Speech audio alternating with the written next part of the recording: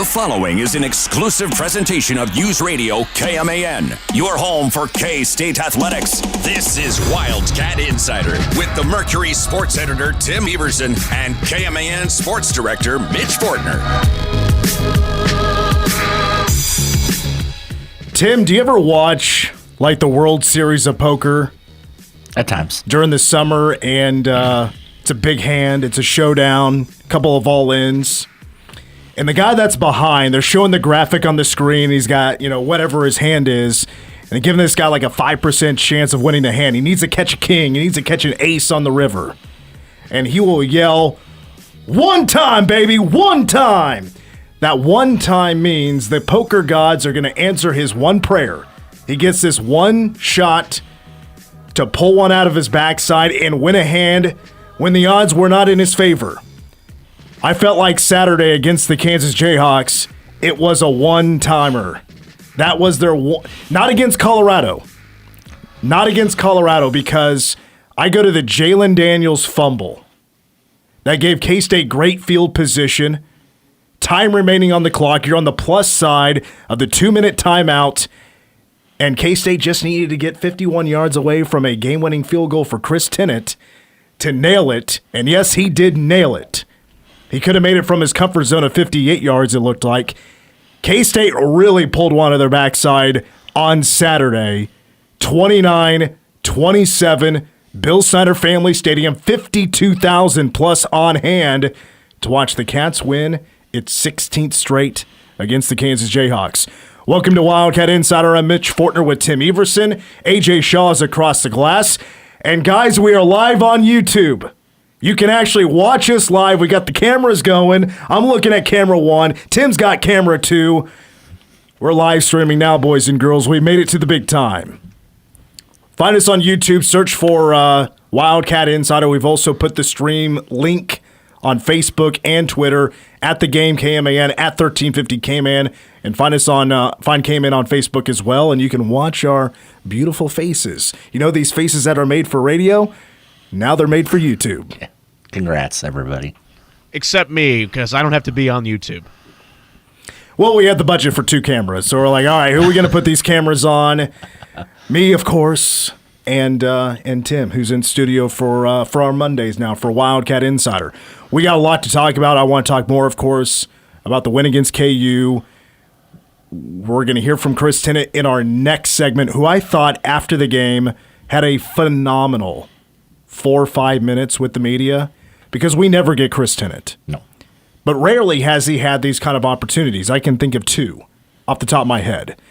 And especially 51-yard field goals, which ties a career high for longest distance for Chris Tennant. You're going to hear an abbreviated version of that press conference, more like a little scrum session, coming up in our next segment after our first break. You're going to hear from the voice of the Wildcats, Wyatt Thompson at 5'10".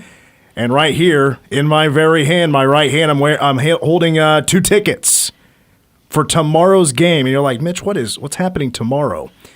I'm pleased to tell you that basketball exhibition play for K-State begins tomorrow night. Bramlage Coliseum against the dreaded Fort Hays State Tigers. Yeah. This is the first time that Fort Hays State will be in Bramlage Coliseum since they actually beat K-State in a K-State regular season game in Bruce Weber's last year. So finally, K-State will get that opportunity at Redemption. And I've also noticed on K-State's website, this game is almost sold out. So I have 2 tickets in my hand. We are giving these away. Almost bent one. Oops. 2 tickets in my hand. We're giving those away in hour number 2, so stand by for those details on how to win those tickets. Tim, how bad did your nerves get? Because we were both at the game last year. Yeah. Will Howard gets it done. It's getting late enough in the game. Like, third quarter, I'm fine, even though KU took the lead. I'm fine. We were in this spot last year. Then we get into the fourth quarter. The offense is stalling. Like, they're getting some big plays, but they're stalling around midfield. They're settling for field goals. And like around the 5-minute mark, when K-State had a punt and when Avery rolled into that sack, I'm like, this is not good. Yeah. I'm not feeling good. My legs were shaking. Straight up not having a good time. I would say that there was always somewhere in the back of my mind, winning 16, 15 in a row at the time. It does delude you a little bit into thinking, all right, it's gonna come, and I'm sure eventually that will be the case, that it does not come. But especially the Avery sack was dicey. I don't know. There was just something in my head that I was just like, they found a way. This team specifically has found a way in close games. They have they've more than found a way 15 times in a row versus KU. And maybe if the fumble wouldn't have happened, that's maybe when some real panic would have set in. But I think I was still convinced until the fumble happened that something was going to break right for K-State. But it was pins and needles there up until the fumble. Well, like the Colorado game, this game had in my opinion, a ton of storylines. And I'm sorry, I feel like my voice is all messed up. Whenever these big games happen, it's like I need 2 days for my voice to come back. So we're going to hear from Chris Kleiman here in just a moment. But a lot of storylines. I mean, in the first half, K-State, they caught a ton of breaks. Like the second half last year in Lawrence, caught a ton of breaks. And K-State made some mistakes. KU started to catch some breaks. Like, I think as just a college football fan, if I was watching this game as just a casual fan or just a big fan of college football, I was very entertained. For a game that was, both teams were under 30 points, it wasn't necessarily a shootout, but both teams had big plays. You had lead changes. You had drama. It wasn't perfect football by any means. Both teams had their mistakes. It was very entertaining football. Chris Kleiman, we'll work our way backwards and get to those breaks here in a little bit, but we got to start with the end of the game. Chris Tennant from 51 yards, the game winner. Chris Kleiman said after the game, confidence for that kid was sky high. Both teams had their mistakes. Chris Tennant, I knew it was very entertaining football. Where is that coming from? Why am I getting an echo? Is this a YouTube thing? Are we messing up on the stream? No, we'll figure it out. All right, we'll try this again. I think I fixed it. Chris Tennant once again, or Chris Kleiman once again, after the game talking about Chris Tennant and the game-winning field goal. The last month of watching Chris Tennant, I knew that was going in. I had no doubt in my mind. There was nobody on our sideline that had any doubt, because for 1 month, that kid has just done nothing at practice but drill the football, and it was exciting for him to be able to do that, being a senior from Kansas. All right, trivia question. Everybody like trivia questions? Chris Tennant had actually hit a 51-yard field goal twice prior to that game against KU 2 nights ago. Anybody recall those games? He hit one last year, then hit another one a couple of years prior to that. Southeast Missouri and Texas. Somebody already looked it up. And that's the good thing about writing a whole story about it. It's like, hopefully I would know that.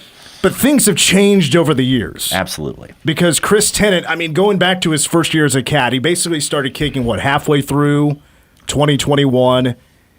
He was missing extra points. Mm-hmm. It was that shaky. It wasn't, and he was also missing the shorter field goals. He's actually been quite decent at the longer field goals throughout his history. I'll get you some numbers here in just a moment. But then you go to 2022. This is Chris Tennant's job. You get to the TCU game. That TCU game 2 years ago, we're talking about the first one in Fort Worth, was just completely out of whack.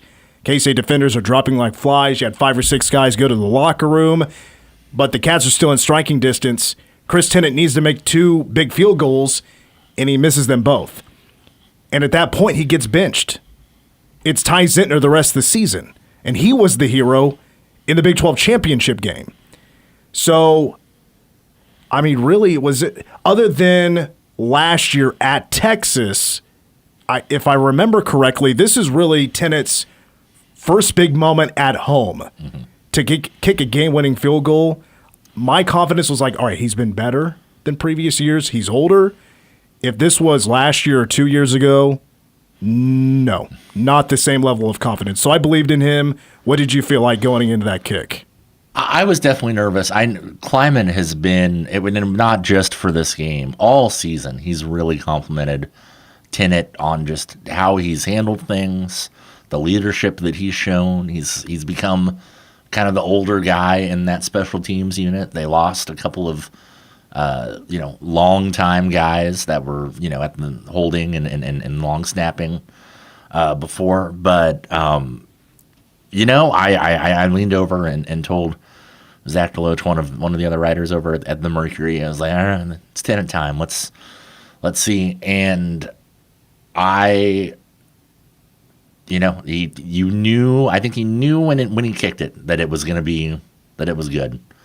And yeah, I mean it is the biggest field goal probably since Zittner's game winner in the Big 12 championship. Absolutely. Yeah. I mean Tennant sent the Texas game last year in overtime.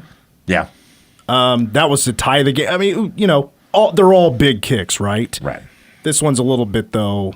I put it up on a higher pedestal because it's KU. If you miss that, you're probably going to lose because KU would just need a first down and the game is over. So, just based on what was riding on that kick, I mean, I do put that ahead of every other one of his kicks because it is KU. Absolutely. You're one to hold on to the streak. Everybody wants to say Tennant's a Kansas kid. He's a military kid. He moved around all his life. He just, he's based out of, in his football career, he's a Shawnee, Kansas kid. He had never watched a Division I game until he played his first game at K-State. Or watched the game live, I should say. Right. Let me get to then the other part of this final portion of the game. All right, so K-State then kicks off to KU. They got a minute 47 to try to go win the game. They just needed a field goal. Boy, I tell you what, Joe Klanneman really dialed up that Phil Bennett defense and just came after KU with everything they had. I was talking to some guys earlier, and I think we all agreed that that's probably probably the reason why K-State won the game. They had to do that. Mm-hmm. And VJ Payne, how about that fourth down play? I don't think I've seen him run that fast. I know he can run that fast, but VJ on that fourth down, I mean, it's a safety blitz. K-State brings 6. They were all out to go win that game on that drive. Yeah, what did Kleiman say? He reached 26 miles per hour? Not 26. I don't know if that's possible. That may be too fast. 21. 21. Still, he was booking it, and that's got to not feel good when something that fast hits you. Here's Chris Kleiman bringing the heat for the defense on the final drive for KU. Said, we're going to play man, we're going to bring it and get him at least hurried up. And the first couple times we did it, we were bringing it off the weak side because that's where they had the protection issues. Had one normal cover 2 that they got 4 or 5 yards and then heated them up again. Yep, and that was, it was hard for the defense when they would bring a blitz. Like, they would get back there and get Jalen Daniels to scramble, but, man, it kind of reminded me of Shadur Sanders, where Shadur was really good at scrambling. Nobody was touching him. K-State did get home 6 times against Shadur. Officially only 1 sack against Jalen Daniels. Jalen, I thought, played absolutely his best game. Yeah. And it was against K-State. And when you would scramble, you'd throw on the money. The defense was very up and down against KU in this game. But in the final 4 drives for the Jayhawks in the fourth quarter, they do not score. Textbook Jayhawks this year. 6 times now. Yeah. They have blown it in the fourth quarter. This is just their MO this year. That's what they do. So just K-State had to do it in a little bit of a harder fashion than ever really any other teams, maybe with the exception of UNLV. Yeah, and something that we got to talk to Coach Kleiman and the players earlier today, something he brought up about the blitz. They were saving it. They did not go after him, after Jalen Daniels, that hard for most of the game. And they just kind of kept this last bullet in their pocket. And they waited and they waited and they waited. And then they found the perfect time to deploy it, and it worked. I mean, it was just – he had nothing. He was completely busted the offense. KU was playing that game absolutely motivated. Oh, absolutely. I think you called like a 4-score win for K-State on Power Cat Game Day. I said a 2-score win.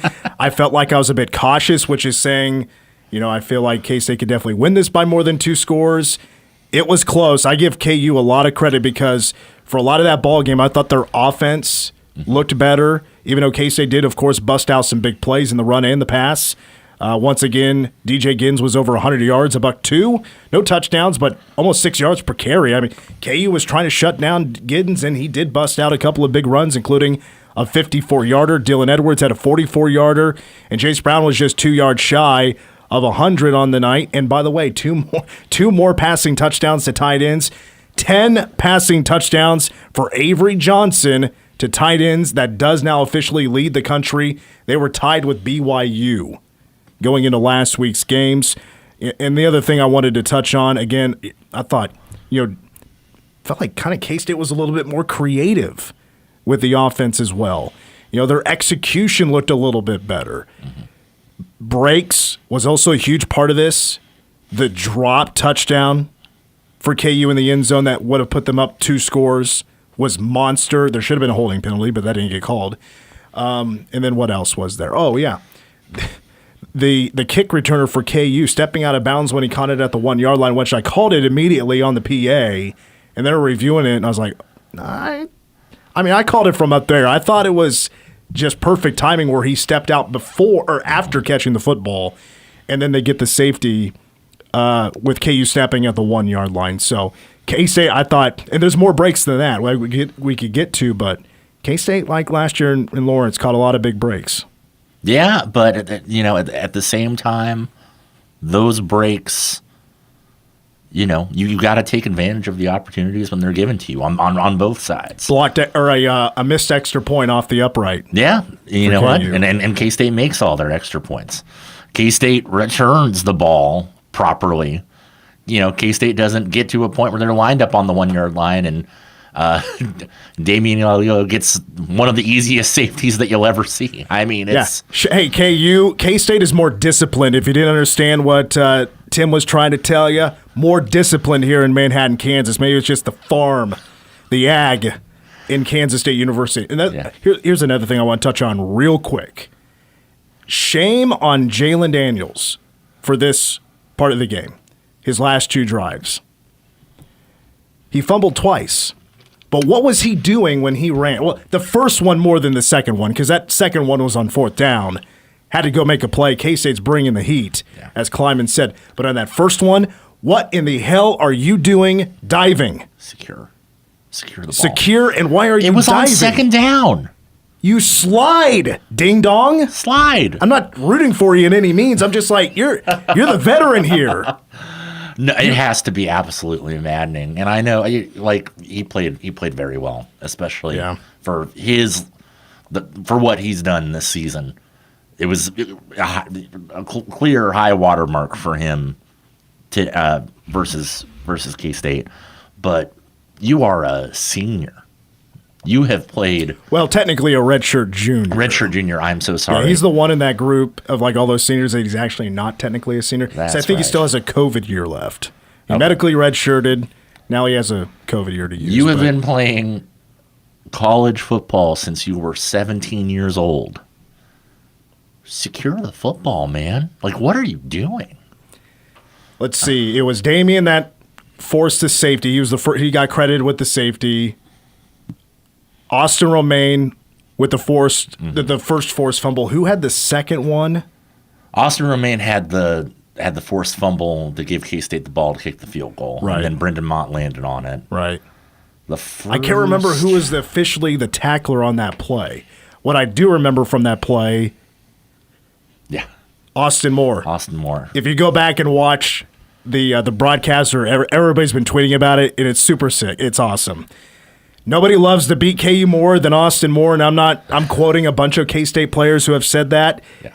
Somebody took a little bit of a late hit, and that someone is probably KU's best defensive player in the box, and J.B. Brown.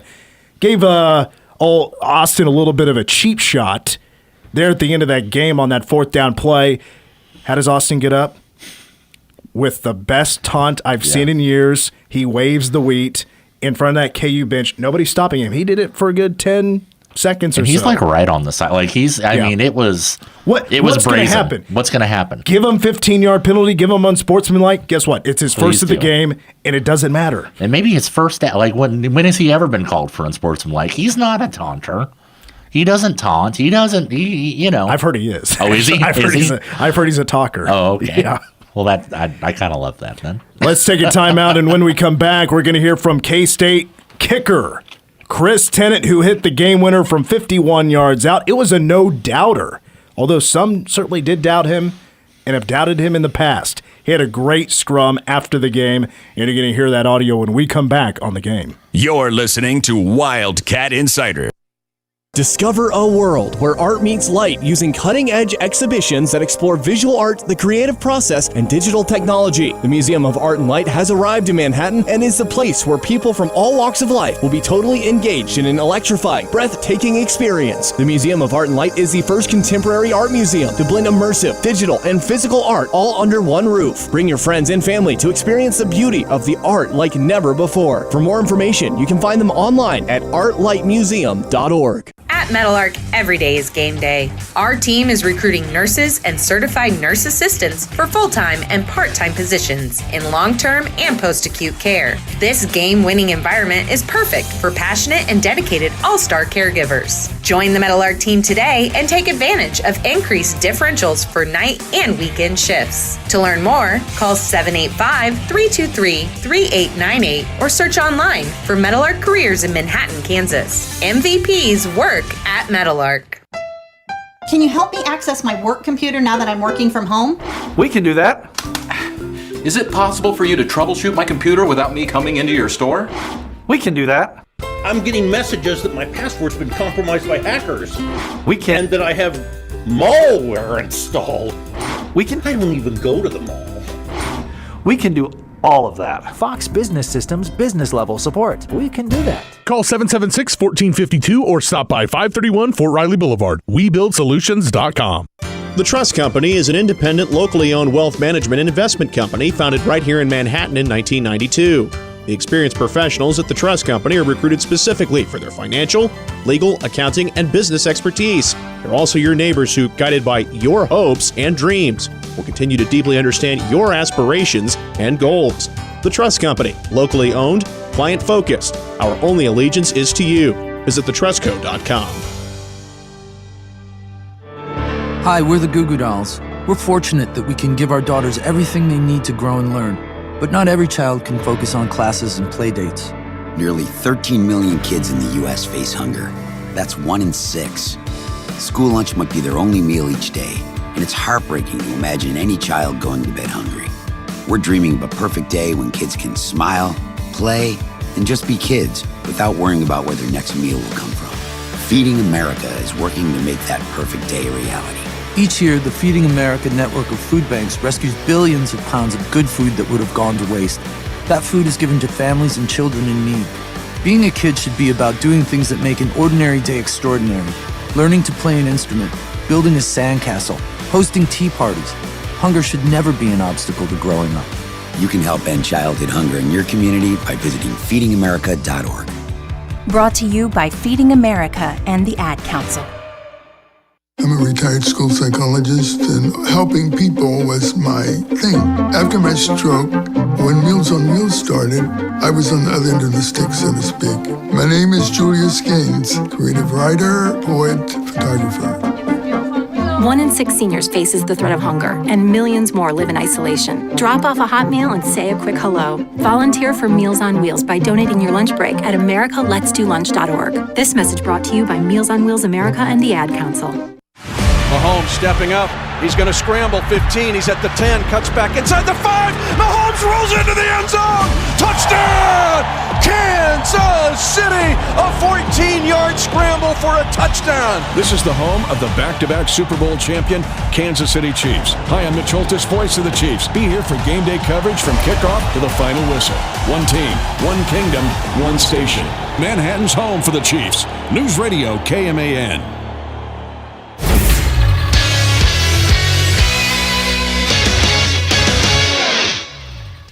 I'm A.J. Sean with the sports update for News Radio KMAN as Wildcat Insider continues. K-State soccer head coach Mike Dubini has decided to step down from the soccer program to focus on his health.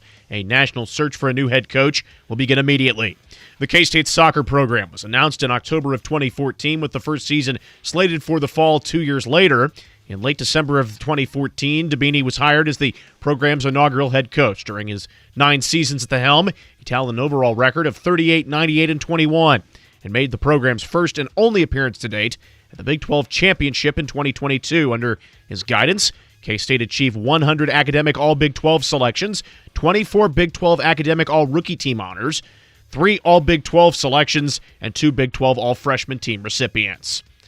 Chris Tennant kicked a 51-yard go-ahead field goal with a minute 42 to go, and K-State's defense stopped KU on 4th down to preserve a 29-27 win on Saturday night. Said, we're going to play man, we're going to bring it, and get him at least hurried up. And the first couple times we did it, we were bringing it off the weak side because that's where they had the protection issues.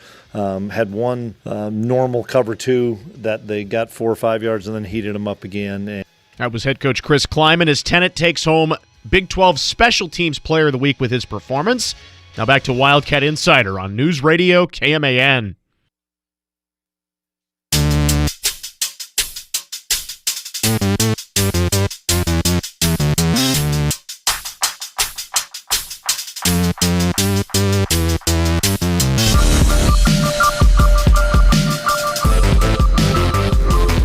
We are back. Wildcat Insider, Mitch Fortner, Tim Everson, and A.J. Shaw. A little bit more here on Chris Tennant. He now has 238 career points at K-State. He moved into 9th place all-time for the Cats. To give you the total, 238. That is 5th among kickers all-time. Distance for Chris Tennant's game-winning field goal of 51 yards. He has made that twice in his career. Chris Tennant is now 3 of 4 in kicks of 50-plus yards, which I do believe the miss was at Tulane before half, kicking into the wind. Yeah. It was a pretty strong win there in New Orleans. From 40 to 49 yards, Tennant is 10 of 15, but he missed 3 times in 2022. 9 of 12 from 30 to 39 yards. He is perfect the last 2 years. 20 to 29 yards. 15 of 19, he is perfect this season, 4 of 4, and he has never attempted a field goal 1 to 19 yards, which you got to snap that thing inside the 3. Right. So, Kleiman's going for it, is what you're going to do in that situation. But he was one of the heroes, and by the way, shout out to on the YouTube chat from Matthew, who did double check our work here, and I went back and watched the play because I thought Tobias Nsami also was in there on that tackle. Maybe he would have forced the fumble, but it was officially VJ Payne who did force that last fumble. It rolls out of bounds. Unfortunately, the Cats could not recover it because that would have meant 3 turnovers for Jalen Daniels. Back to his he's back to midseason form after 2 games of not turning it over, which now gives him, by my count, I believe he now has 12 turnovers this season. That sounds correct. Yes, I think so. Because I believe 3 games ago he was at 9 or 10. So I believe we're somewhere right in that neighborhood. What we're saying is that's a ton of turnovers. A lot. I want to talk about Mike Debini coming up here a little bit later on in this first hour. Hour number 2 kicks off with the voice of the Cats, Wyatt Thompson. Let's hear from K-State senior kicker Chris Tennant, who hit the game winner to put K-State ahead and with the winning score of 29-27. This is from Saturday.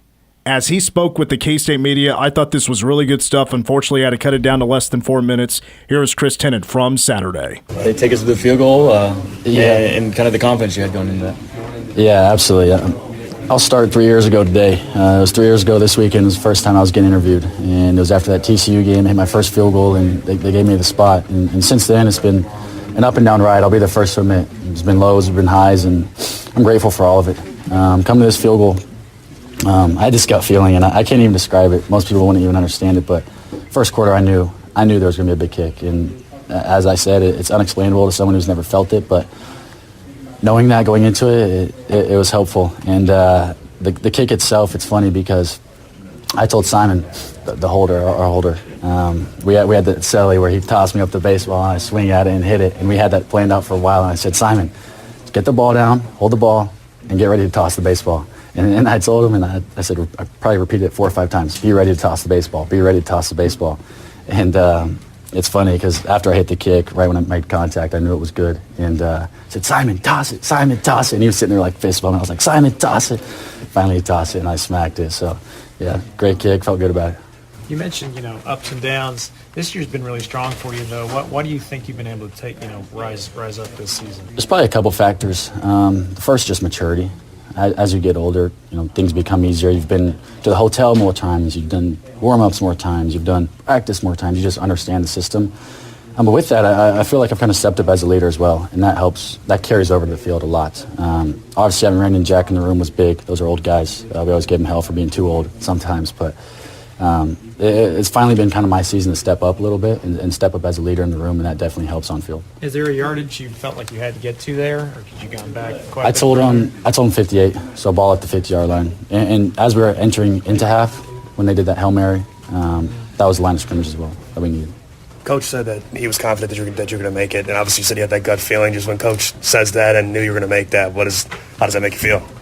It feels great because I've said it, and I'll be 100% honest. I always haven't been that guy. I mean, K-State fans give me hell, and it's fair to them. But I always haven't been that guy. So I'm glad to finally reach the point in my career where I'm confident and I make others around me confident.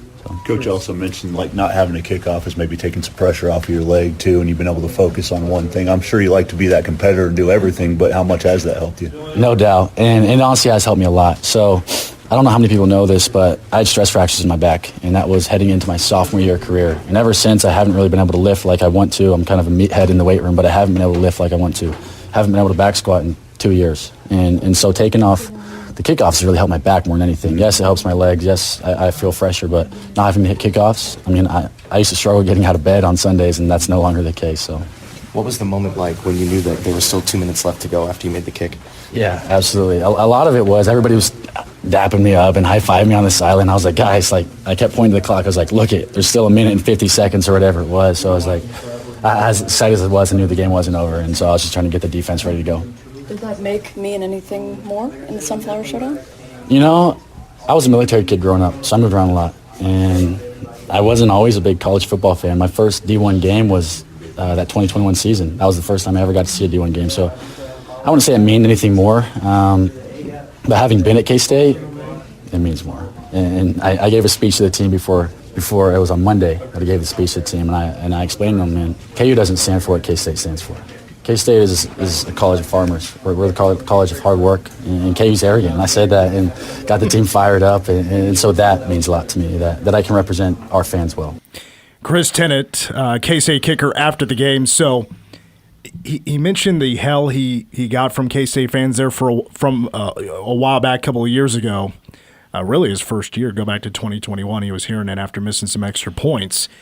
It reminds me of Jack Cantelli. And that goes back to the 2014 game against Auburn.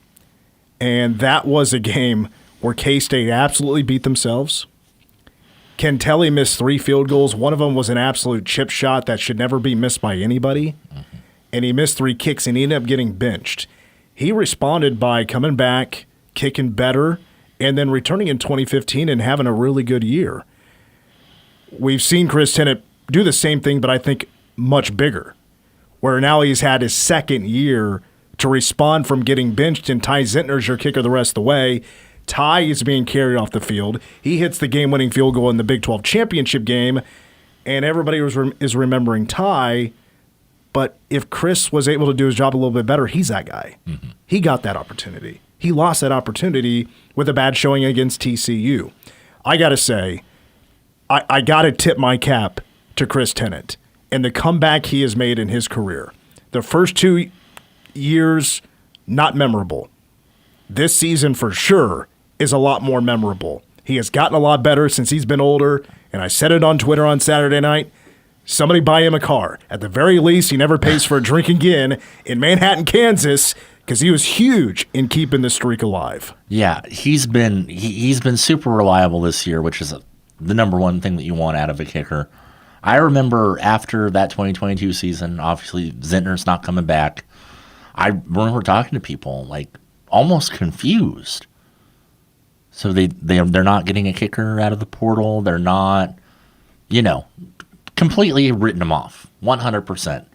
And then we asked Kleiman about it, And to Chris Kleiman's credit, it takes a lot to know when to stick by someone and then when it is best for your team to move on from a situation that's bad, feelings aside. And he's had to be on both sides of this. He's stuck by Chris Tennant. He said, hey, Chris Tennant's going to be our guy. He's been a lot better. He's going to continue to get a lot better. He's still super young. Came back last year, was fairly good last year, had a couple things here or there, but nothing major. And then, it's all led up to this moment. And now, when you think about, this streak in the Sunflower Showdown, he's going to be one of those names that pops up. This is going to be the Chris Tennant game for K-State fans. All right, let's take a timeout. And now is the time. If you want to get in on winning 2 tickets to K-State men's basketball tomorrow night against Fort Hays State, text TANG to 785-537-1350. Again, text the word TANG to 785-537-1350, and we'll be randomly selecting a phone number. And if you pick up your phone, you're winning the 2 tickets. They're my tickets. I typically give them to my parents, but I was like, no. I'm going to keep these for myself. I'm going to give these away to a loyal listener. So if you want a chance to win these tickets, again, text TANG to 785-537-1350. And coming up at around 5:35, 5:40 is when we'll start calling a number.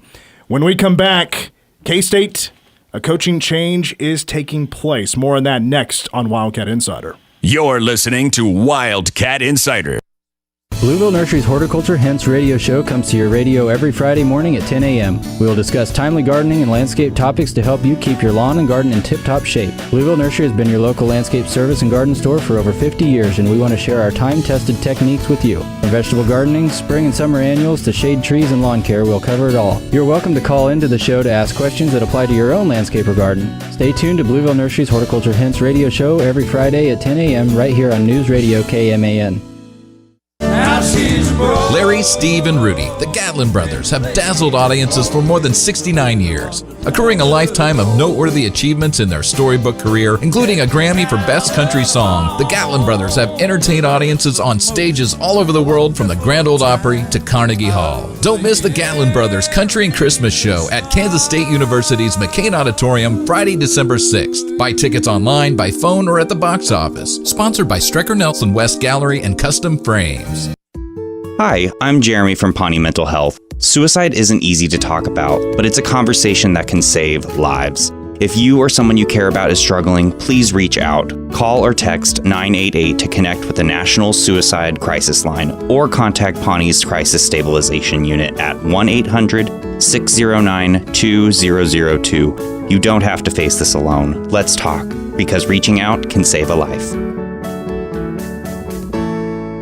Manhattan Broadcasting is an equal opportunity employer. In order to widely publicize our job opportunities and outreach programs and organizations that regularly distribute employment information to the job seekers or refers candidates to employers, please contact us about our employment contact list to receive the most current information about station vacancies. For more information or to be added to the list, please call Manhattan Broadcasting at 785-776-1350. Visit us at 2414 Casement Road in Manhattan, Kansas, or email frontdesk@1350kman.com.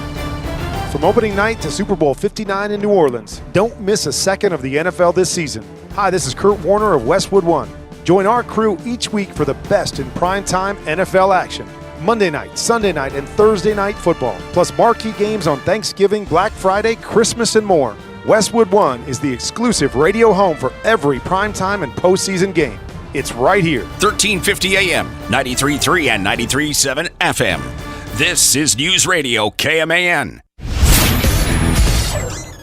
Your News Radio KMAN Manhattan area forecast, calling for mostly cloudy skies tonight with very high winds that could get up there as high as 40 miles per hour. Pardon me, clear skies tonight.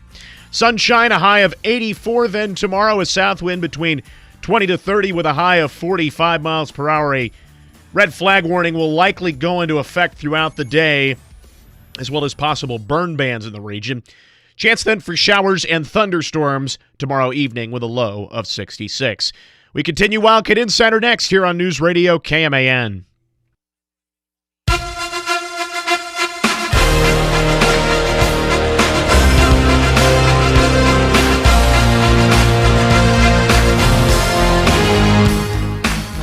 Tim, did you watch wrestling growing up at all? I would say that I played more wrestling video games than I watched wrestling. We are past the heyday of wrestling video games, that's for sure. I'm just, AJ's playing only wrestling things. This does not register to me. This one doesn't? It does not, no. Oh, I will say. It's Kurt Angle. Okay. Olympic gold See, medalist. I know who that is. I'm aware. I can have conversations. I also played a lot of Legends of Wrestling, so I wasn't getting like the yearly WWE games or anything. Kurt Angle won an Olympic gold medal with a broken freaking neck. That's impressive. Let me just say It's a true this. story. He is an American hero for what he was able to accomplish at the Olympics. You do that with a broken neck to help your country win, you're a hero in my book. That's what America's all about. Darn right it is. I also agree. Shout out to America. Shout out to America. Shout out to us. Us. All right. Earlier today, news coming down earlier this morning that K-State head soccer coach Mike Dabini is going to be stepping down from his position with K-State soccer. Took over the program in 2014. That's when the program was born. I say take over. He started the program. He is the only head coach soccer has ever had at K-State, and he coached 9 seasons. It's also mentioned in K-State's announcement that a national search for a new head coach will begin immediately. I just want to share a few words about Mike Dabini because, if you don't know, I broadcasted the first 5 seasons of K-State soccer on the radio. I was at every single match that K-State soccer played in its first 5 seasons. That includes the first ever match at St. Louis, the first ever win at Oakland in the state of Michigan, not too far from the Pontiac Silverdome. We stayed at a hotel right across the street. I was like, oh my God, that's where WrestleMania 3 took place. That's where Hogan slammed Andre. And just steps away from that, K-State picked up its first ever win, 6-0 against Oakland. Unfortunately, K-State hasn't seen the wins they were hoping for. As the program has grown older. Coach Dabini mentions here in the announcement that stepping away to focus on some health issues. Remember, it was just a couple of years ago that Mike Dabini had a heart attack, and so he, pretty worried about him. It was a long fight, long recovery, and he's able to get back to the sideline and coach again. I know he's never really quite been 100% since that took place. But I know Mike Dabini. We texted a little bit earlier today. Of course, I wish him nothing but the best. One of the greatest people I've ever met. When I went on that first trip with K-State soccer back in 2016, as soon as I stepped on that bus, I was considered a part of the family. Wherever they were going to eat, I was going with them. If they had a night off and they wanted to do something a little bit special, I was tagging along. I was invited to everything. As media guys, we can be left out sometimes. We're always looked at as media people. We got to keep some sort of distance. No, it wasn't like that at all. And Coach Dabini was always helpful with any information I needed. If I needed to do an interview, coming on to the show and talking soccer with us, he was always so grateful to do that. We went to a Monday Night Raw together. Just us two, as boys. We just went to a Monday Night Raw in Kansas City and then got some Mexican taco shop after and just enjoyed the evening. So Mike Dabini is a wonderful person, and I wish him absolutely nothing but the best. Wherever he lands next, cannot wait to hear what's next for Coach Dabini. Yeah, it's such it's a tough situation, and it's stuff you don't often see, especially, in 2024, someone who's had to start a program from nothing and build it to where it is now. And it's frustrating that he can't be the guy to carry it forward and help take it to the next level. Because I think that, I'm sure Gene Taylor, K-State fans, I'm sure those players would love for that to be the case. But it just isn't. It just isn't the situation. I remember when they first announced that soccer was coming and they announced his hiring, I was still at the Collegian at the time. And I got to do a one-on-one sit down with him, and he could not have been nicer or more gracious to me as a student reporter. Working with him off and on throughout the years always has been great to work with. It's always been super nice and helpful to a lot of the younger reporters that the Mercury has sent to cover K-State soccer, because that's normally a starting ground for either soccer or volleyball. And I certainly wish him the best. He's been a great ambassador for K-State since he's been here. I'm sure that he wishes that things didn't end this way. Sure. And I'm sure that K-State wishes that they didn't have to, do this again. But it is the situation. And, onward and upward. I know there weren't the most wins in the world these past 9 years, but certainly, some wonderful memories and moments for K-State soccer under Mike Dubini. Their first ever meeting against KU, K-State won that match. And KU was a really good team that year. And K-State won that match. Their first ever Big 12 win was in Lawrence. Brooklyn Ince, their game winner against Colorado State off the left foot in overtime. To win it was a hell of a moment. A handful of players are right now playing professional soccer around the world. That includes Silke Bonin, who was a wonderful defender. Brooklyn Ince has been in Iceland, and she was drafted by in the NWSL. She was drafted, and I got to correct myself. It wasn't a heart attack. Mike Dubini had a stroke. That was a couple of years ago around Christmas when he was back in L.A. Mike Dubini's the reason there's been so many arguments on this show between Whataburger and In-N-Out. He's a SoCal guy. He's In-N-Out all the way. I bring Whataburger to the table. We clashed many times. There have been a few team meals that took place at In-N-Out, but I did get him to a Whataburger one time. So no doubt about it. Mike Dubini, wish you nothing but the best in your future endeavors. We're definitely going to be keeping in touch. I consider that man a friend. Let's take a quick break. We'll wrap up hour one next. You're listening to Wildcat Insider. Manhattan Broadcasting is keeping it local. Dollars spent locally today help build a better community for tomorrow.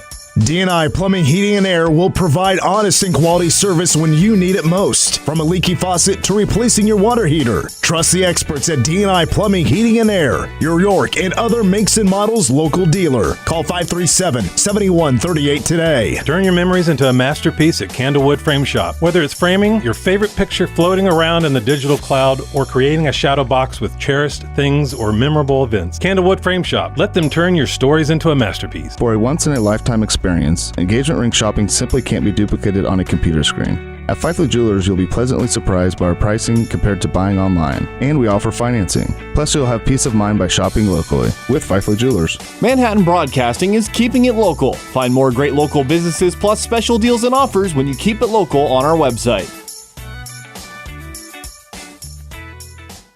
When it comes to floors, here at Carpet One, we live by a simple set of beliefs. Do right by our customers. Listen to what they say, respect their time, don't give them anything less than what they want. But most important, show them what we stand for. With expertise, passion, and digital tools, it all adds up to one thing, a simple floor buying experience. We have a variety of in-stock luxury vinyl planks, tile, and carpet we would love to show you. Here to floor you at your local Carpet One Floor and Home. Visit us today at 501 Fort Riley Boulevard. The 7th Annual Young Trustees Chili Cook-Off presented by St. Gordon returns Saturday, November 2nd. Join us at 1960 Kimball in the KSU Office Park across from the stadium. You'll taste over 25 different chilies with all ticket proceeds and prize money donated to local nonprofit organizations. Plus, enjoy live entertainment, a cinnamon roll eating contest, and a huge Jumbotron to watch the game while you enjoy a cold beer. Join Manhattan Broadcasting at the 7th Annual Young Trustees Chili Cook-Off presented by St. Gordon, Saturday, November 2nd. Tickets and chili kits available now at mhkchili.com.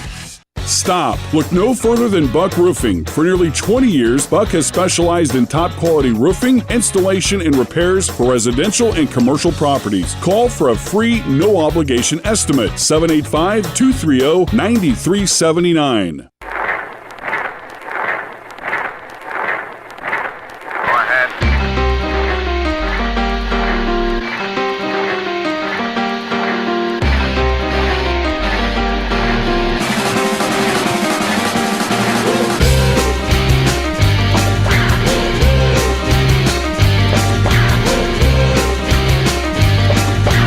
All right, we just have a few moments to take a look at this past weekend in the Big 12. BYU takes care of UCF 37-24. Cougs are now 8-0. Oh, my God. Ugh. That does bother me a little bit. Boy, I tell you what, field goals were a big theme this weekend. Texas Tech makes one during the game, and the kicker, I guess, showed it was like something pro-Trump on his shirt.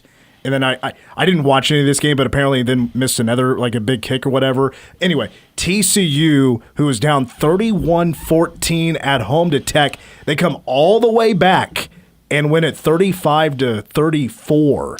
And TCU at 5-3 right now is not what I was expecting this year. Yeah, Texas Tech going from, 5-1, right? They were 5-1, and they've lost their last two. It's not the way that you want this to go if you're Joey McGuire. You wanted to be kind of on an upward trajectory, and losing to a struggling, kind of woebegone, at least we thought, TCU team is bad. The Texas Tech kicker, he faked the field goal. He ran it in for a touchdown, then showed his shirt or whatever, and then missed a field goal a little bit later on. A lot of blunders, like that this week in all area. NFL, college football, looking at the Bears over there.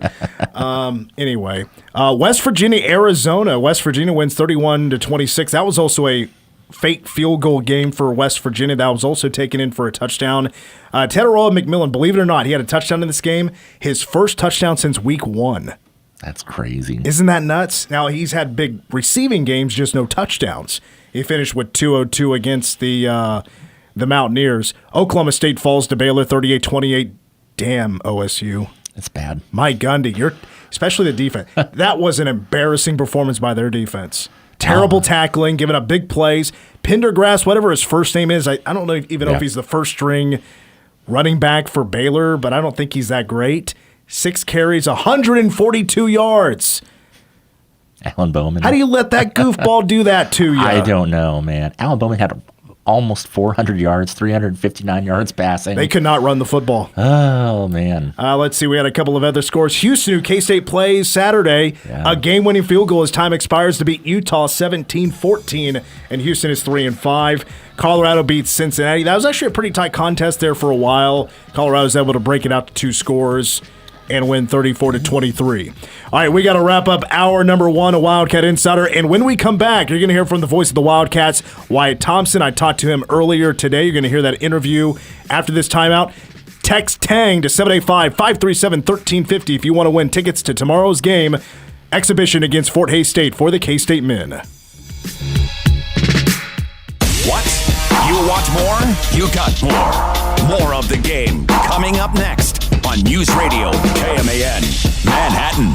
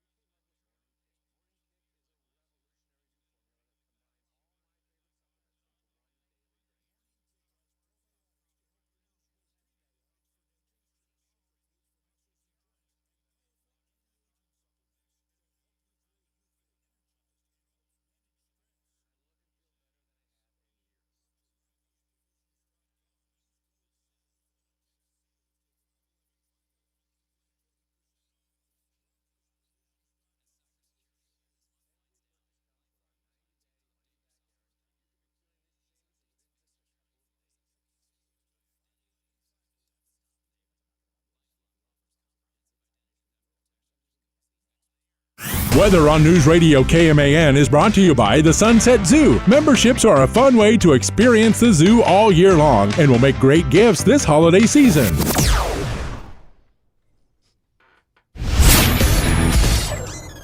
Your News Radio KMAN Manhattan area forecast calls for mostly clear skies tonight with a low of 70 and a breezy south wind between 15 to 25 that could get as high as 40 miles per hour.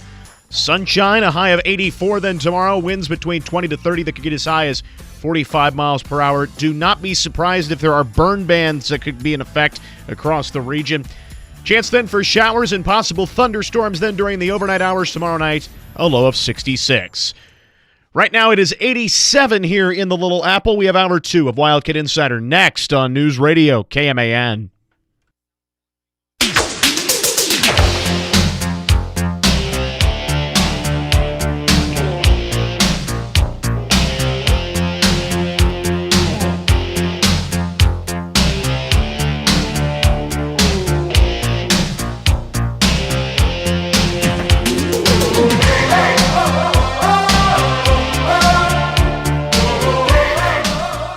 Back on Wildcat Insider, hour number 2. Mitch Fortner now with the voice of the Wildcats, Wyatt Thompson, as the Cats, they pull one out of their backside, I think, to say the least. 29-27 the final score. Cats outscore the Jayhawks 6-0 in the final quarter to win the game. Their 16th straight against KU in the Sunflower Showdown. Wyatt, again, really appreciate your time, and I'm super happy that we get to have this conversation after a win, because I think, like a lot of people, as that clock got closer to 0 and K-State was not winning the ball game, we were having some dark thoughts, getting more nervous as the game went on, but I'm just relieved that the Cats got it done. Perfectly said. Good to be on with you again, Mitch. It was a game where, let's call it a nail-biter, or whatever you want to say. It was a hard-fought, tough game. I think both teams played very well at times, and maybe not quite so well at times. You saw some interesting, odd plays, too.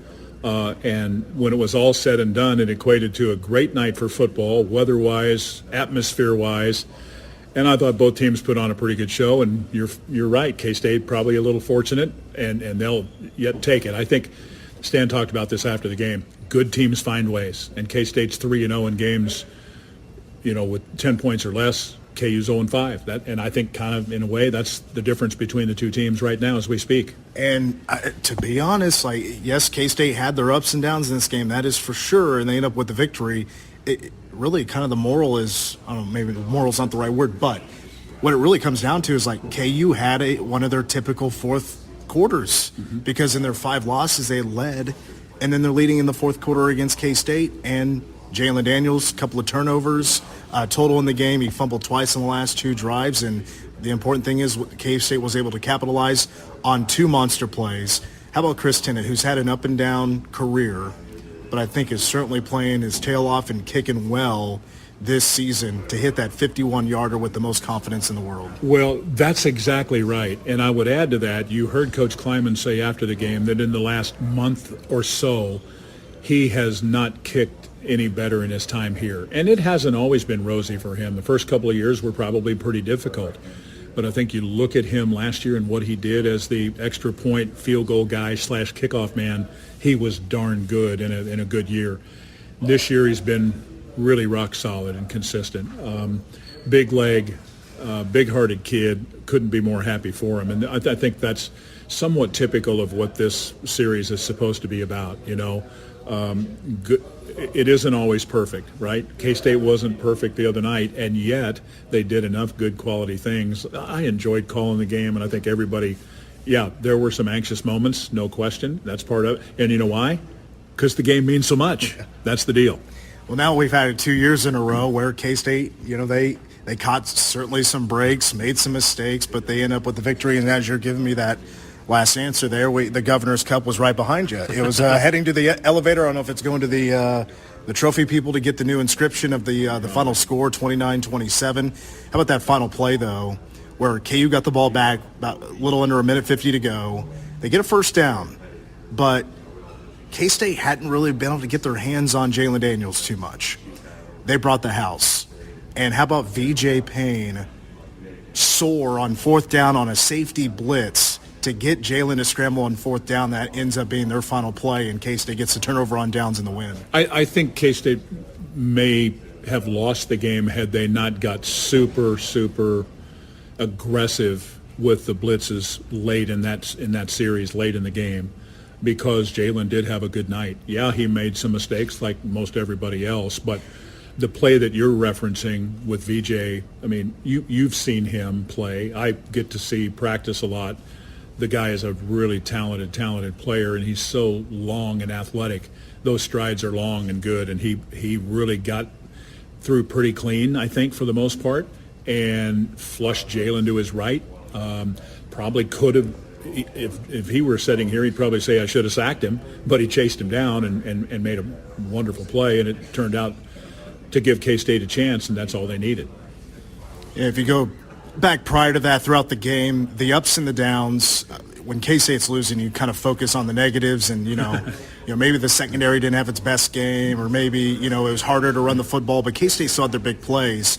I know you're keeping up with the stats. I'm not during the game. Right. It didn't feel like K-State would have been ahead in stats, but they were ahead of total offense, yards per play, rushing yards, passing yards. They actually ended up on top on all of those numbers, which just didn't feel like that was the course of the game. So I thought KU it just looked like their execution off offense was just a little bit better, especially on first down. And especially early in the game. I think they were really good in that first drive, kind of taking the crowd out of it. And I felt like for a while it was a little while before they kind of really got back to where they needed to be in terms of the edge that K-Staters are always on when games are played here, right?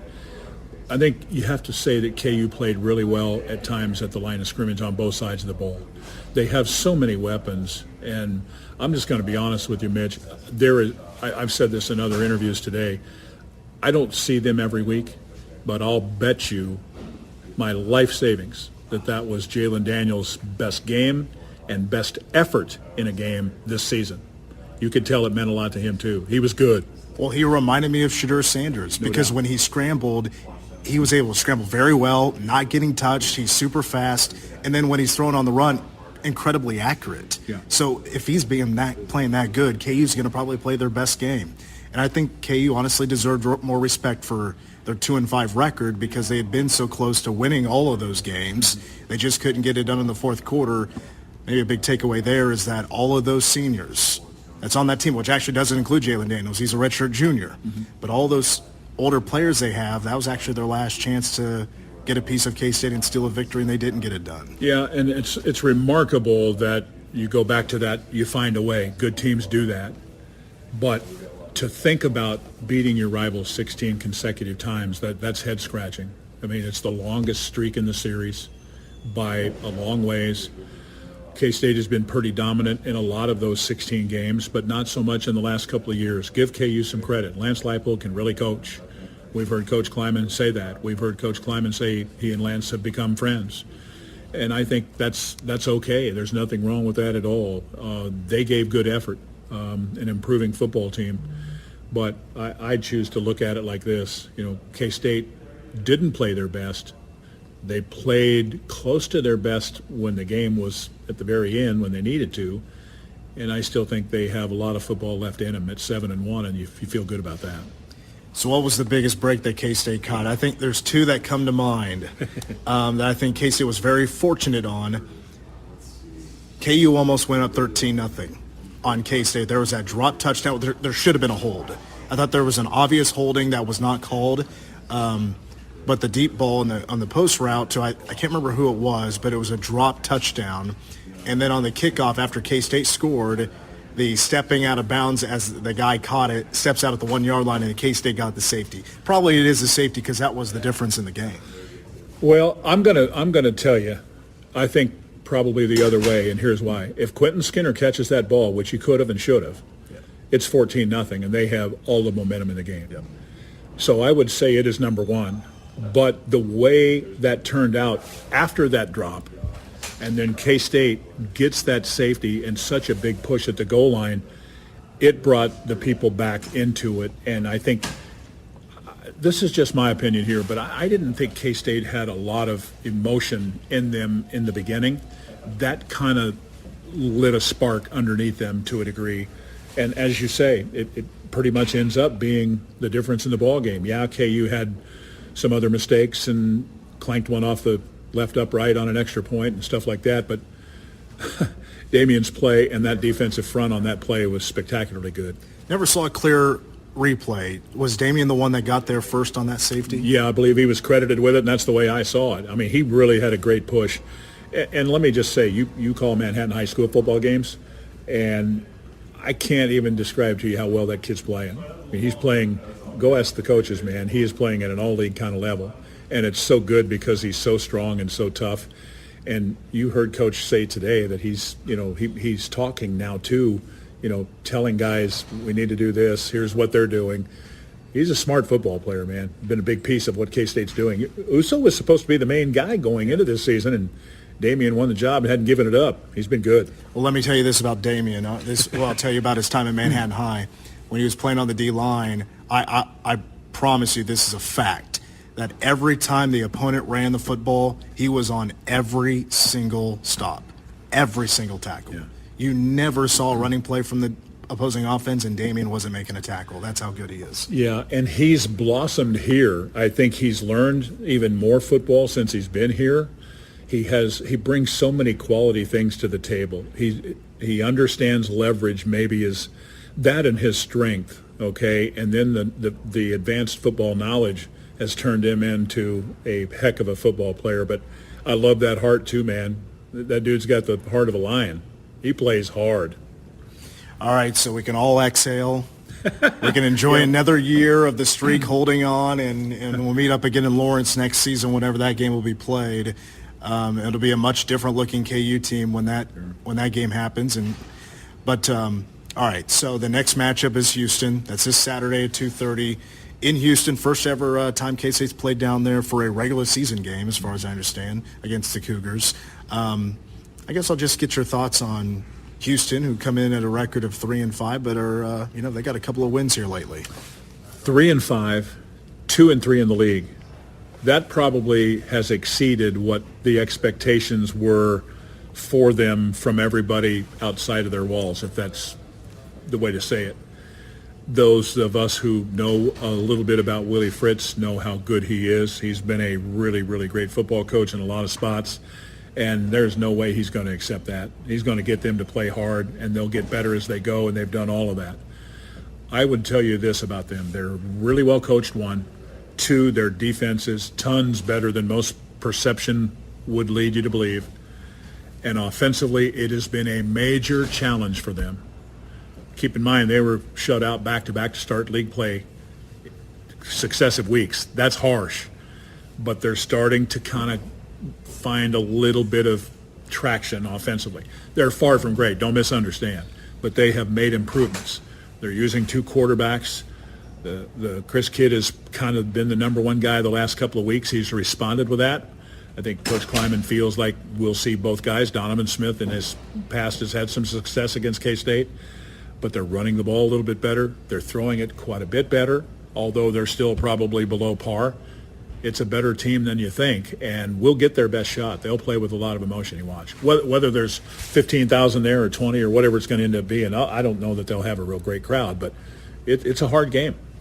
I looked up the tickets. There's still a decent amount of tickets still available. It's a blackout game, which K-State's seen a whole bunch of those kind of blackout, gold out, whatever you want to call them games when they go on the road. But I guess this is now entering a stretch. You're in your final third, and you still have Arizona State, Cincinnati, and Iowa State. Now do you feel like this is a pretty winnable stretch, that you have two of your next three games at home? Houston, you feel like that's a beatable team? I don't know. This is obviously a crucial stretch, because right now the way things are dialed up, I know it's still weeks away, 4 weeks away or whatever it is. Right now that Iowa State game is looking to be a gigantic contest. But K-State has to take care of business first. So does Iowa State before they get there. But right now K-State does not control its own destiny. Well, I've said this many times in the last few weeks. When I first looked at the conference schedule when it came out, I'm thinking, just based on what we thought we knew about the league at that point, look at this, man. K-State's got Houston at Houston. Arizona State and Cincinnati at home before they go to Iowa State. That's perfect. All of those teams are going to be down. Well, there's a problem with that. Cincinnati's not down. They're a lot better. Houston, even though they're 3-5, they've made improvement. Arizona State's really been solid until their quarterback got hurt. Who knows whether he'll be available, a couple of weeks from now. But the point of the story is that it's always harder than you think. And that's why these coaches always talk about, hey, don't be thinking about Iowa State now. Think about Houston. Let's grind through this and that stretch. But if you do all of that, you're absolutely right. I mean, can you imagine a 11-0 Iowa State and a 10-1 Kansas State with all the marbles on the line for Arlington, Texas? It sounds pretty good, doesn't it? Yes, Yeah. it does. Yeah. All right, to wrap up, I just want to get your 2 thoughts on, or your 2 cents rather, on K-State basketball. Yeah. Tipping off in an exhibition tomorrow, and what you're looking forward to seeing with this new team for Jerome Tang. I'm really excited to see them, in a game-like situation. I know they had the scrimmage against Oklahoma, but this is a little bit different. I'm really excited for Coach Tang and the staff. I know how excited they are about these guys. I think the guys have really bought in. I think they've played real solid quality basketball. I think it's pretty safe to say that, and we say this all the time when we are asked about this, but more length, more versatility, more depth, all of those kind of things matter.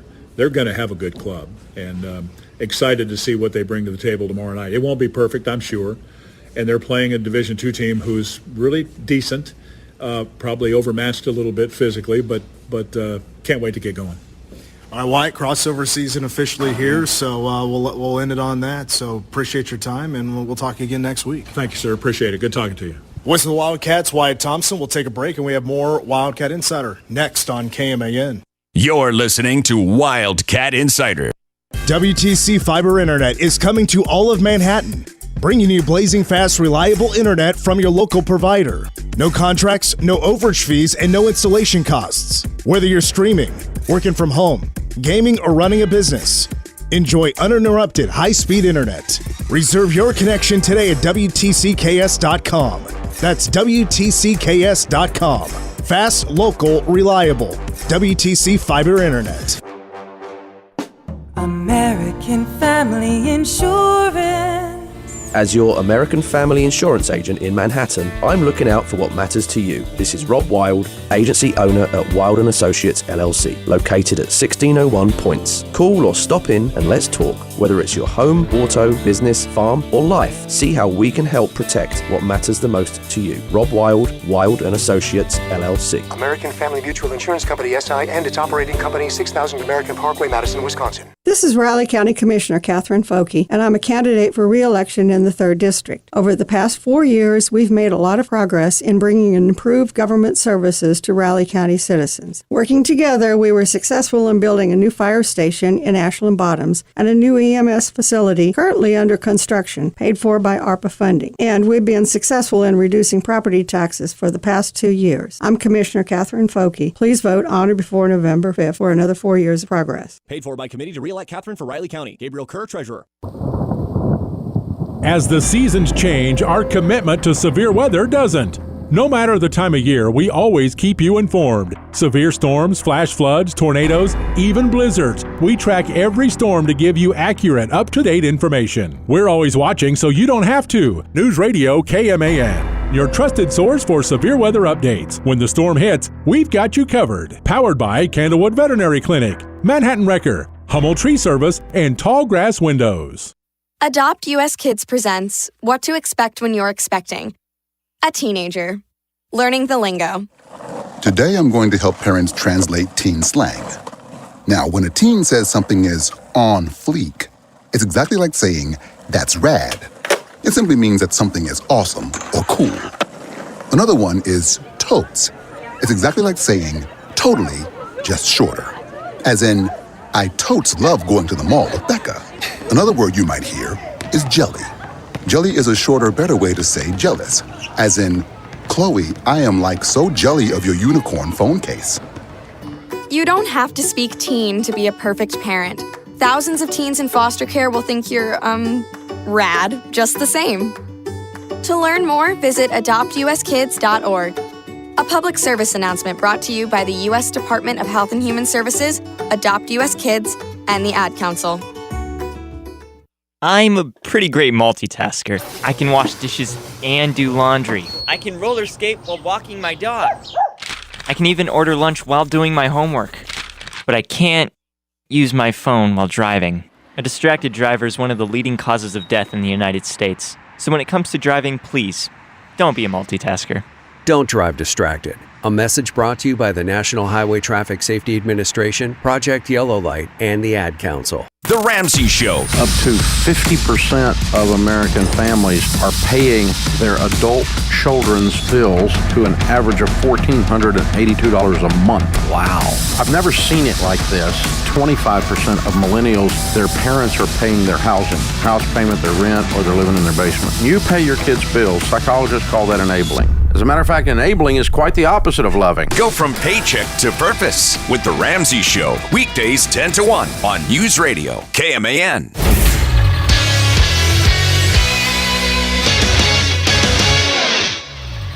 I'm AJ Sean with a sports update for News Radio KMAN as the game continues. K-State soccer head coach Mike Debini has decided to step down from the soccer program to focus on his health. A national search for a new head coach will begin immediately. When the K-State soccer program was announced in October of 2014, with the first season slated for the fall of 2016, Debini was hired 2 months later as the program's inaugural head coach. In his 9 seasons at the helm, he tallied a record of 38, 98, and 21, and made the program's first and only appearance to date at the Big 12 Championship in 2022. Under his guidance, K-State achieved 100 academic All-Big 12 selections, 24 Big 12 academic All-Rookie Team honorees, 3 All-Big 12 selections, and 2 Big 12 academic freshman team recipients. Chris Tennant kicked a 51-yard field goal with 1:42 to go as K-State clipped the wings of the Kansas Jayhawks 29-27. Everybody collectively holding their breath right now. There's the snap. Here's the kick for Chris Tennant. This one has a chance. It is good! He got it!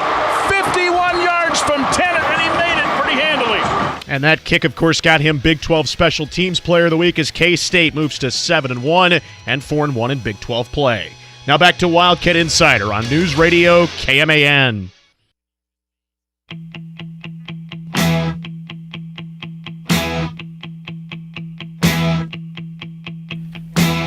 We're back. Wildcat Insider, Mitch Fortner, Tim Everson from the Manhattan Mercury, also from PowerCat Game Day, and AJ Shaw with us as well. His Chicago Bears lose on Sunday, and the Cats win against the Kansas Jayhawks on Saturday. Final score 29-27. DJ Giddens, another 100-yard rushing game with 102 yards, no touchdowns, but 5.7 yards per carry. DJ Giddens is now 55 yards away from his second straight 1,000-yard rushing season. How about a little go ahead, real quick. Go ahead. Well, no, there's just plenty of time to get that done, too. I mean, even with the last couple weeks, teams have been keying in on him 110%. Well, it's going to happen in Houston, Texas. Absolutely. It's gonna, definitely. I think there's no doubt about that. How about a little trivia? Boy, have the tight ends just stolen the show. And by the way, Chris Kleiman, earlier today said some guys banged up, maybe holdouts practice this week, but not ruled out for Saturday. Unfortunately, Asa Newsome out for the year. Hashtag my boy. We may have gone from hashtag my boy to being the greatest accolade somebody could ever receive in their career as a true freshman to an absolute curse. And here is the difference between the former host of this show and me. I can admit when something's a curse. So I'm considering retiring hashtag my boy and just leave it at that. Don't want to mess up anybody else's career. But seriously, though, I really feel bad for Asa. Second straight year he's out with a season-ending injury. We'll probably discuss more tomorrow what that means for the linebackers because guys are going to absolutely have to step up as for the second straight year. The depth has taken a pretty major hit because Bo Palmer is also out for the season. But here's your trivia. The tight ends have stolen the show this year now with 10 receiving touchdowns. Here's the question. Which number is more right now? Receiving touchdowns by tight ends or combined rushing touchdowns by Giddens, Avery, and Dylan Edwards? This is tough. So I know that the tight end number is 10. So is that, and I know that DJ only has 2. DJ has 4 now. Oh, 4, sorry. He scored twice against West Virginia. Yes. So I think I especially, you said just rushing, right? Just rushing touchdowns for Avery, DJ, and Dylan. That's going to make it difficult. So DJ has 4. Avery has like 3 or 4. And I don't know if, I'm going to say it's less, but it's close, I think. I think the tight ends is more. Okay, so incorrect, but it's very close.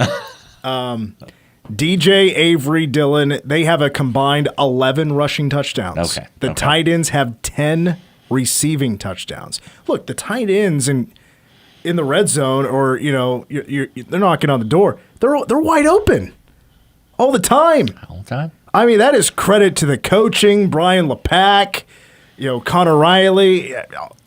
They're wide open. They're obviously scheming that up quite well for some easy touch. It's going back to game 1. They've been wide open. Wide open in the tightest part of the field, the hardest place to get open. That's the time to throw to tight ends because their bigger bodies are stronger than wide receivers. Mm-hmm. So when you got to make that tough throw, they're good go-tos if they have great hands. Of course, the wide open aspect of that. The exception is the West Virginia game. They were not wide open. No. They were very tough throws that Avery made, both of them on the money. Boy, and what a break that was for KU there for a while because Avery missed. Didn't he miss Will twice? I think one of them was Will's fault. But yes, I think so. There's one that Will just didn't catch, I think. And then I think Will got overthrown. I don't know if it was. Yeah, I think the answer to your question is yes, twice. Okay. Well, that's the race is on. Who's going to have more touchdowns at the end of the year once the season wraps up? Will it be the tight ends receiving, or it will be the three-headed monster rushing the football? All right. Excuse me. Let's get to basketball because we have an exhibition tomorrow for K-State men's basketball. We're going to get our first look at this almost a brand new team with just a handful of guys returning from a year ago. Actually, just 3 guys returning from a year ago. David Gasson, of course, Taj Manning, and Buddy Rich are back from last year. This is your last chance to text TANG to 785-537-1350. Again, that phone number is 785-537-1350. If you're able to go to the game, you can come to the radio station and pick up these physical tickets. And we call your number here in just a few moments. You are going to the game on us. So again, text TANG to 785-537-1350. If you're watching us on YouTube, we are live on YouTube right now. And for the foreseeable future, the show is going to be live. You can watch us on some cameras, on your computer, on your TV, whatever. Make sure to hit that subscribe button if you're listening to us on podcasts. Give us that follow on Spotify. Leave a comment. And, follow us along for your coverage of K-State sports. Okay, so for men's basketball, a fresh look. Exhibition tomorrow night against Fort Hays State is at 7 o'clock. Pregame at 6 here on News Radio KMAN.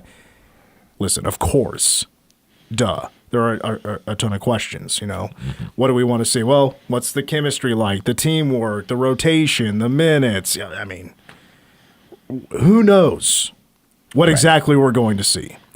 I know what I want to see. And I have my predictions as well on, who's going to be the studs of this team, who's going to be the leaders, things like that.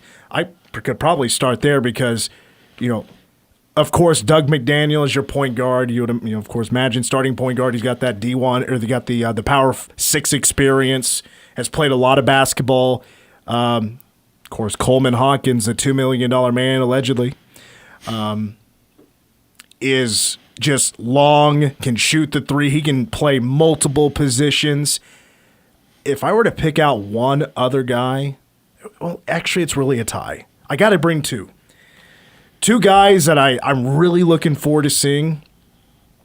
Max Jones. He was at Big 12 Media Day. The word is that he is practicing extremely well. He's got a beautiful shot. He's a lefty. He's going to knock down some buckets. He's going to be a great 2. He's going to be a great shooting guard for K-State, hearing some wonderful things about him. And then Achor is my next guy that I cannot wait to watch play. The guy's long. He's 6'9". He's big. He can do a lot for K-State. He's more than just a big. He can shoot from outside. He did that last year. Only saw really one highlight from the private scrimmage against Oklahoma. It was a turnaround jumper. It's not the most common shot, his release in the world, but it works for him.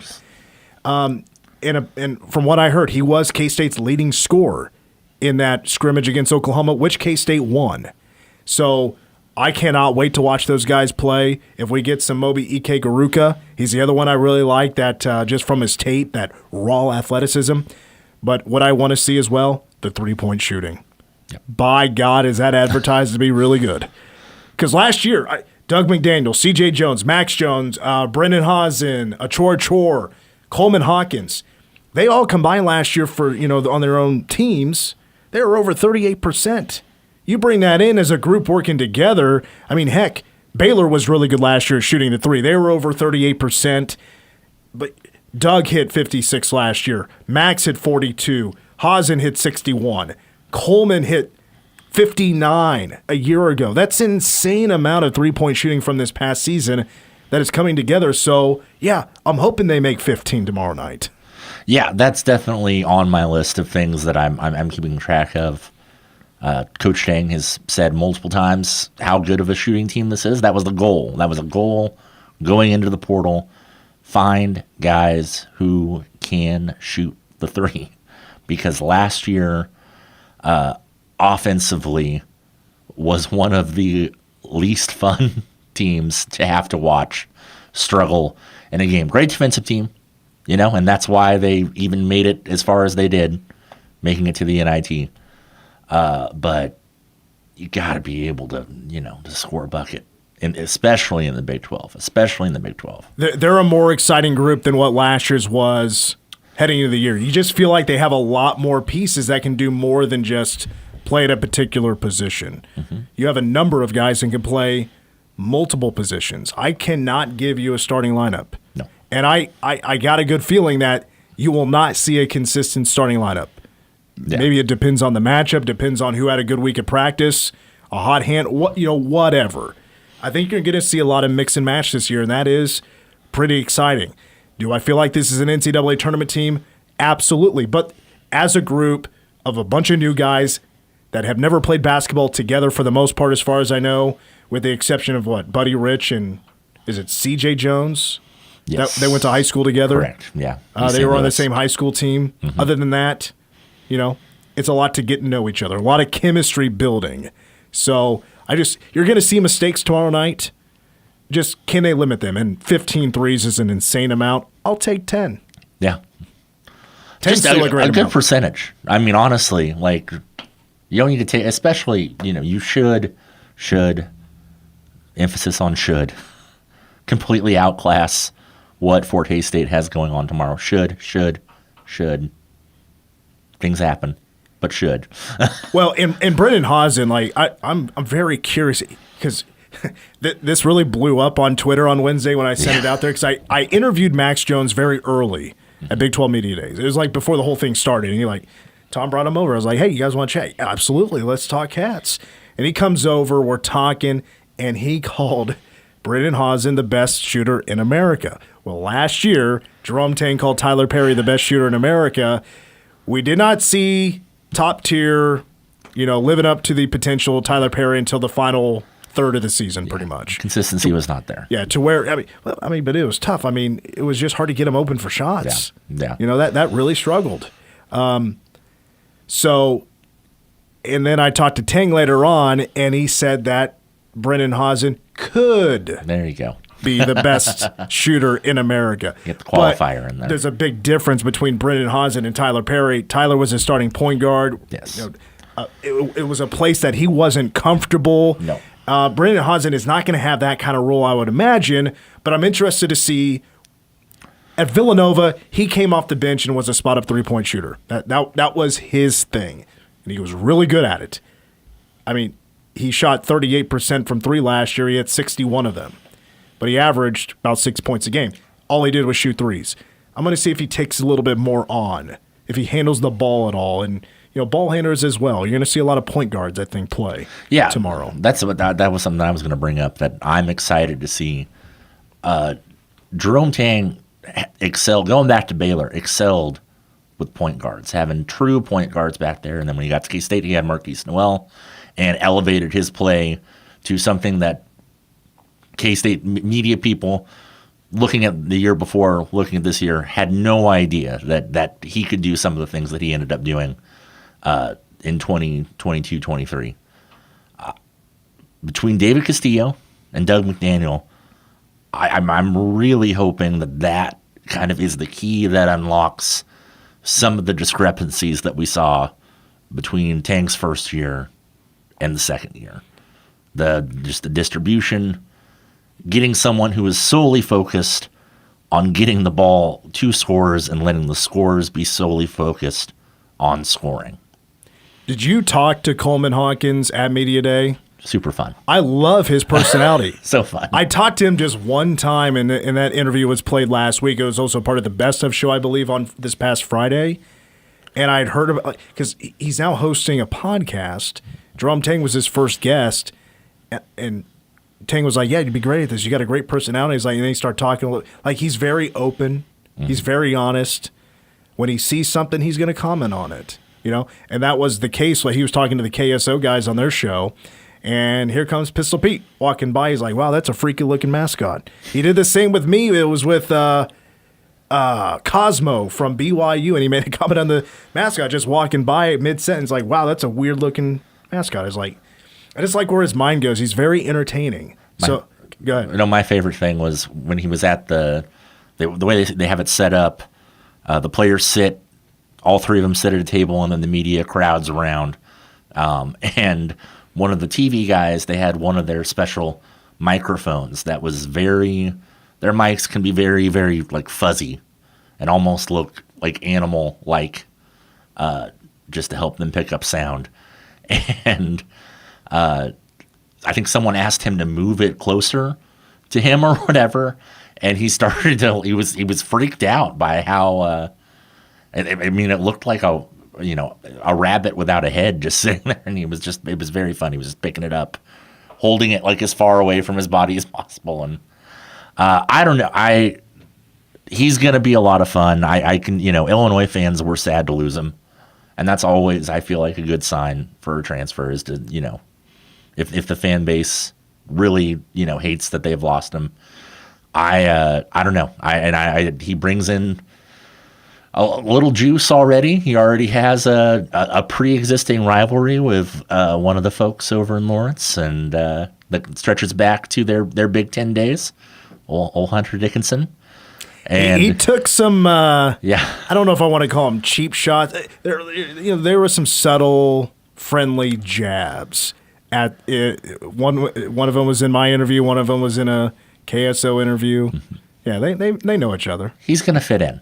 He's going to fit right into the vibe that K-State has going on. Well, and if I can call it a couple of other players, and again, I don't know how much we see them play. Ugano Onyenso, who's another transfer. He played at Kentucky. You have By Fall, who played at Arkansas. As Jerome Tang described them, they're more defensive in your face shot blockers that are just impossible to score around. So I'm just also interested in their roles and what kind of minutes they get against Fort Hays State. But again, game by game, the way it feels right now and the way Coach Tang would even tell you, game by game, starters, minutes, rotation, your guess is as good as theirs, I guess, when it comes to, well, maybe not, I would go that. Your guess is as good as ours, as in myself and Tim's on exactly who you're going to see on the floor and at what times and in what rotation and who's in the game at the same time with another player. It's all questions that we have no answers to, but we're hoping to get a few tomorrow in Bramlage. And I'd be amiss if we didn't. His name got brought up, but what's the next step that David Gasson's going to take?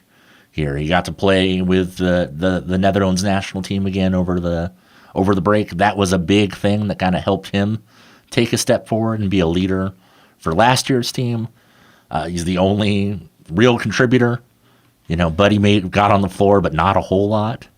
And so David's going to be a big part. He's probably going to fall into like a glue guy situation and kind of be someone that's going to be able to kind of take care of all the little things, do the dirty work, which is what, this team needs. But I'm excited to see how he progresses in his last year of college basketball. And no offense to David, but if he's coming off the bench, that's a good thing. That's a good sign. Absolutely. Yeah. And glue guy, for sure. He's never been a superstar, but he's always been a guy that can go get you a play. Mm-hmm. He can go make a play, a defensive stop, or the thing. It's just offensively, can he take that next step? As in, he wants to shoot the three better. It got to a point where when he would shoot the three, people would groan, "Oh God, he just bricks them all the time." Well, he got better at that last season, and he told me that that's something he really worked on lately. His 3-point shooting, that's an area he should be better. So we'll see. We'll find out. And speaking of this game tomorrow, I'm now going to be calling a number at random as we take a break. And that number, if they do not pick up, I just go to the next number. But somebody is going to be randomly selected to win 2 tickets to tomorrow night's exhibition against Fort Hays State in Bramlage Coliseum. We'll take a timeout. More Wildcat Insider after these words. You're listening to Wildcat Insider. Orthopedic and Sports Medicine Center offers innovative, cutting-edge physical therapy. From blood flow restriction rehabilitation, dry needling, DARI-A biochemical movement analysis, fall prevention, and return to sport. OSMC Physical Therapy has over 75 years of combined treatment experience and deliver a successful and positive outcome while making the rehabilitation process pleasant and enjoyable. At Orthopedic and Sports Medicine Physical Therapy, no referrals are needed to schedule your therapy appointment. For more information, visit us at kansasortho.com. Midwest Dream Car Collection is celebrating the start of Military Month. On November 2nd, bring the family for a supersized day of fun, including special military vehicles and uniform displays all month long. Cars and Coffee will be from 9 a.m. to 11, and the Military Tread Talk beginning at 11 a.m. Regular admission charges apply. Don't miss Military Month all November long at Midwest Dream Car Collection in Manhattan. For more information on MDCC Military Month, visit MidwestDreamCarCollection.org. Save big money on your next project right now at Menards, your lighting headquarters. Menards has all the lighting solutions for every room in your home. Canless LED wafer lights from Juno are an excellent lighting solution for any space. They feature 5 switchable color temperatures and are easy to install. Save big on Juno LED wafer lights. And don't forget to check out our weekly flyer on Menards.com for all the great deals happening now. Save big money at Menards. Prairie Band Casino is the place to be to play your way. Get in on hot gaming action at our table games and slot machines. Place those bets at the sportsbook. Treat your taste buds to a hand-cut dry-aged steak in the award-winning 3 Fire Steakhouse. Plunge into our indoor pool or relax in the hot tubs. Get pampered at our luxurious Cedar and Sage Spa. Discover more ways to play your way. Prairie Band Casino and Resort.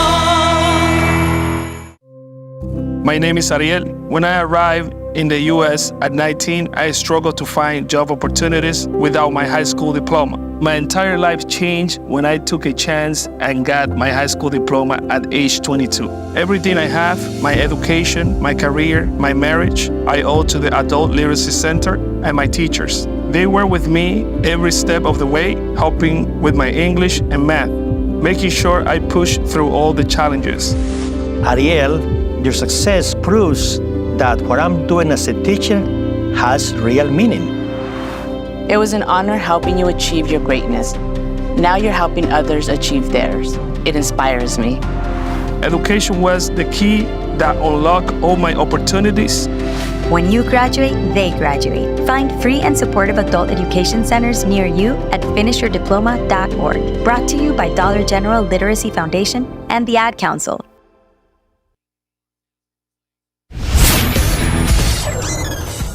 Your News Radio KMAN Manhattan area forecast calls for mostly clear skies tonight with a low of 70 and a breezy south wind between 15 to 25 that can get as high as 40 miles per hour. Mostly sunny skies then tomorrow with a high of 84 Wind gusts could get as high as 45 miles per hour. In fact, expect burn bans to go into effect throughout the day. Chance then for showers and thunderstorms then tomorrow night. A low of 66, that chance of rain at 30%. More Wildcat Insider next on News Radio KMAN.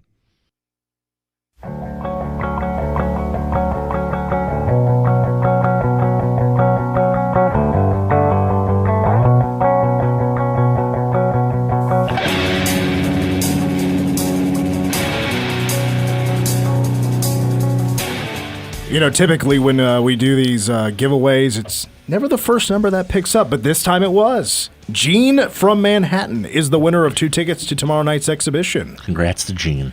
K-State gave me different seats this year, so it looks like these are they're higher up, but they're chairbacks.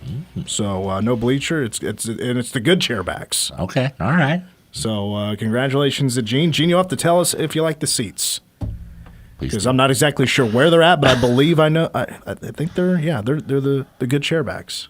Nice. Yeah, so, and I did check the tickets earlier today on K-State's website to see how many have been sold, and there's only a few left from as far as I understand. So it looks like it appears it's going to be a sellout, but I'm not quite sure. But expecting a pretty solid crowd in Bramlage. They want to get this first glimpse of the Cats in person for Jerome Tang's 3rd season.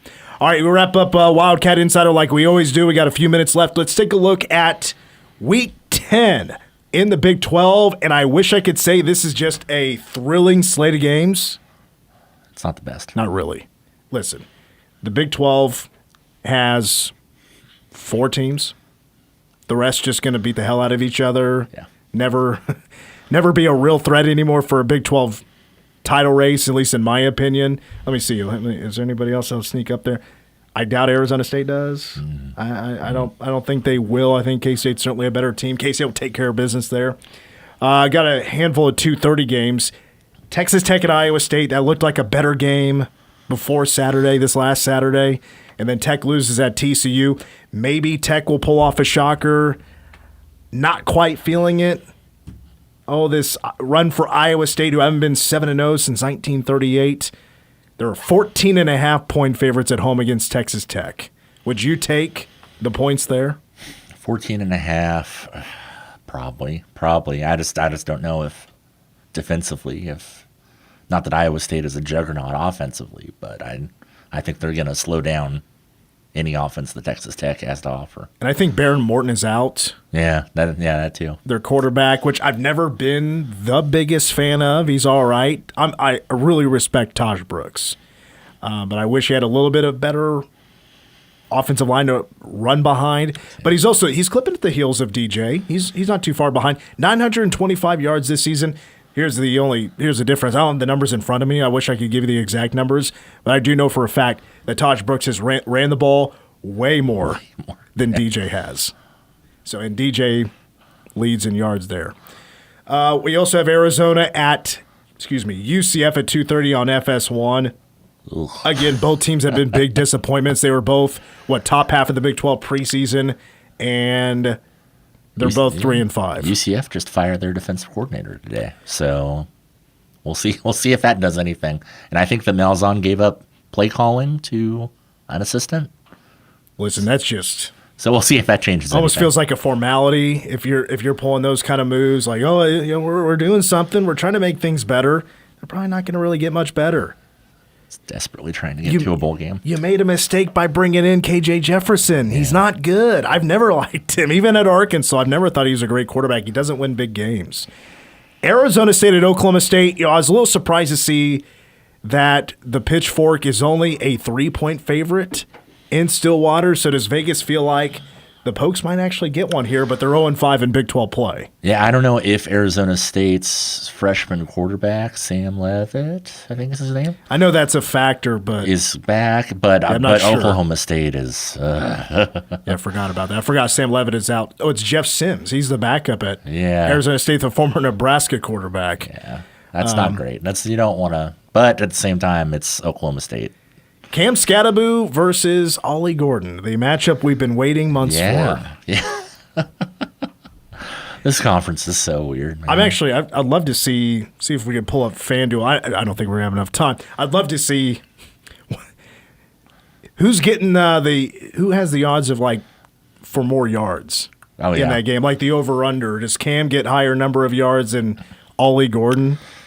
I would imagine so, because I think that Arizona State's defense is better. But then, of course, other than K-State and Houston, you have TCU and Baylor is the main event, 7 o'clock on ESPN2. Here's a kind of a stinker this week for college football. There are no after-dark games. None. 7 o'clock is it. Catch up on your sleep, kids. Yeah, it's going to be an early night. You just get 3 windows this week. That's interesting. That's weird. That's going to wrap it up for Wildcat Insider. We're back with the game for 2 hours tomorrow. And then, of course, K-State men's basketball exhibition against Fort Hays State tomorrow night at 7. Pre-game coverage is at 6. For AJ, Tim, I'm Mitch. Thank you for listening to Wildcat Insider, and go Cats. Getting you closer to the locker room than anyone else. This is Wildcat Insider. Wildcat Insider, an exclusive presentation of the flagship station of the K-State Sports Network. News Radio 1350, KMAN. Few people choose to go into a nursing home. However, many people